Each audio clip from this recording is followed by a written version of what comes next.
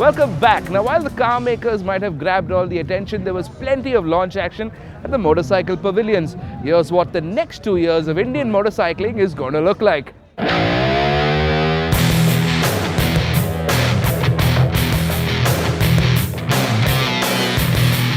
If subcompact cars were making the scene down at the car pavilions, Harley-Davidson at the bike pavilions were downsizing too, but in a good way.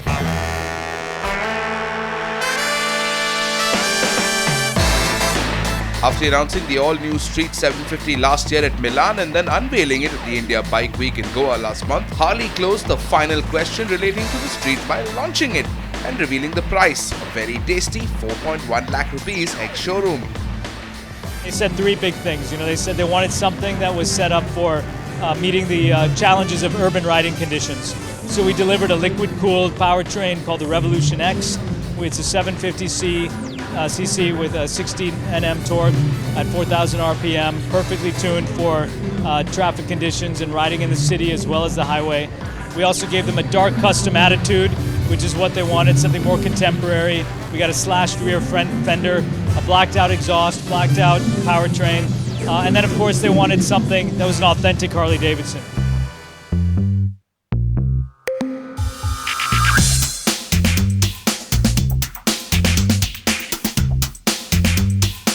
So this right here is the all-new Street 750. It's got the soul of the street and the design DNA is very Harley-Davidson dark custom. Powering it is an oven-fed 750cc V-twin liquid-cooled engine. So hopefully in city stop-and-go traffic, it should not be toasting your legs.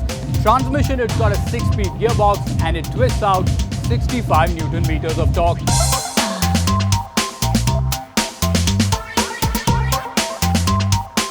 Now the ergonomics, you sit pretty low slung and it will favor a lot of short riders with your feet firmly planted on the ground. The foot peg positioning is pretty neutral. You get wide handlebars and a narrow front end, so cutting through city chaos should not be a problem. You know what the real sweet deal is? This bike has a large degree of localization.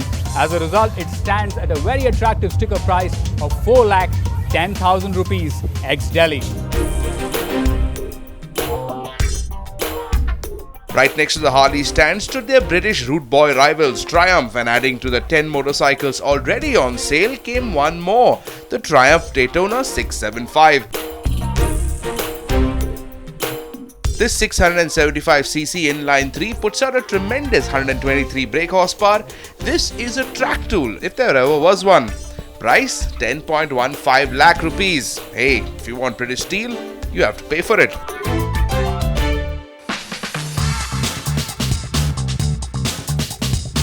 Triumph and Harley might have had big news at the Expo, but not too far away, another slipcover was removed that created as much excitement.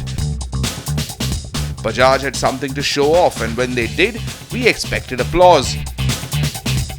Because finally, after years of 3D renders and grainy spy shot images, we finally got to see what the Pulsar 400 was going to look like.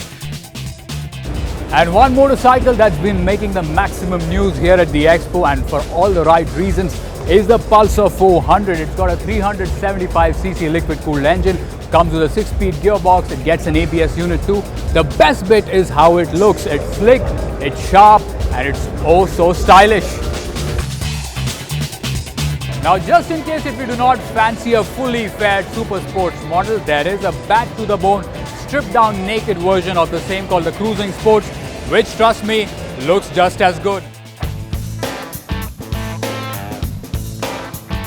Across the aisle from the Bajaj stand stood Hero, a company that many in the biz had written off after the technology deal with Honda broke down.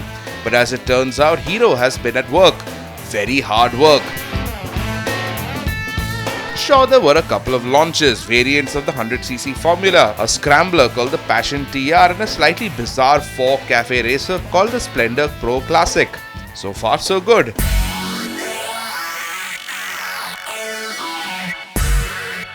What really got everyone going at the Honda stand though was the reveal of a superbike concept, a 650cc street fighter called the Hastur.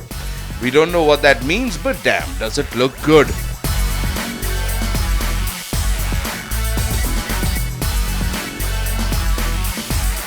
Hero says that it does have some work left on the motorcycle, but till that happens, here's something to cheer you up.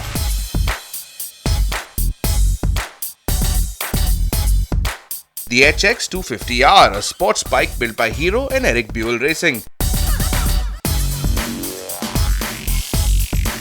The best part is that you're not going to have to wait too long to ride this bike. Expect it to be really aggressively priced and in showrooms by September.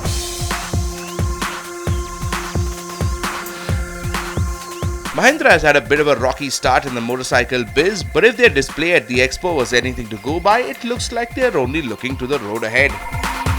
The workhorse Centuro got a bit of a facelift and a disc brake upgrade, but all eyes were on the unveil of the Mojo 300, the long-awaited performance-oriented motorcycle from Mahindra. Under the seat is a liquid-cooled 4-stroke single-cylinder, and power is expected at around 28 bhp, and it's expected to hit the road sometime mid-2014. Also on display at the Mahindra motorcycle stand, couple of concepts built by JC Moto.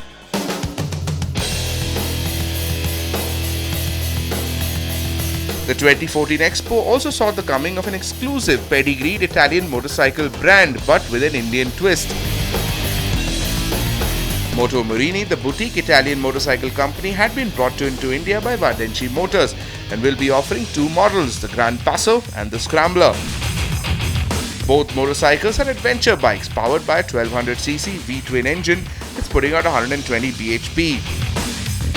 Perhaps even more exciting is the larger Vardenchi angle to Moto Morini. Designer and owner Akshay Varde will be using the large 1200cc engine as a jumping off point for his own series of custom motorcycles, the first of which was on display at the Expo.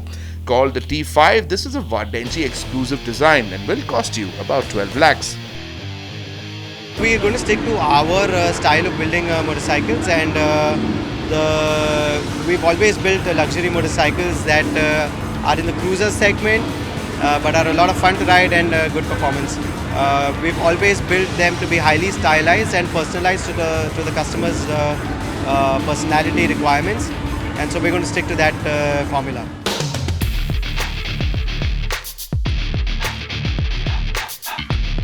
Honda might have not had too much to excite us with, launching only a couple of scooters, but they did have some exciting news for the future. After making its initial rather successful foray into performance biking with the CBR 250, Honda announced that it would be expanding its series to bring the CBR 650F. Honda is enticing the Indian biker with this very appealing CBR 650F. As far as the stats goes, it's got a 4-cylinder 650cc engine that does about 86 bhp. The good news really is this bike will be produced and assembled in India, so you can expect it to be practically priced. The catch is, if you like what you see, you'll have to wait until 2016, because that's when the 650F will hit the streets and the showrooms. And that was our show for this week. We've had a great time making it at the Expo. We hope you've had a good time watching. Remember, you can catch this entire show online at timesnow.tv or youtube.com. And don't forget to follow us on Twitter @TimesDrive for show schedules and updates. Till next week then, ciao and take care.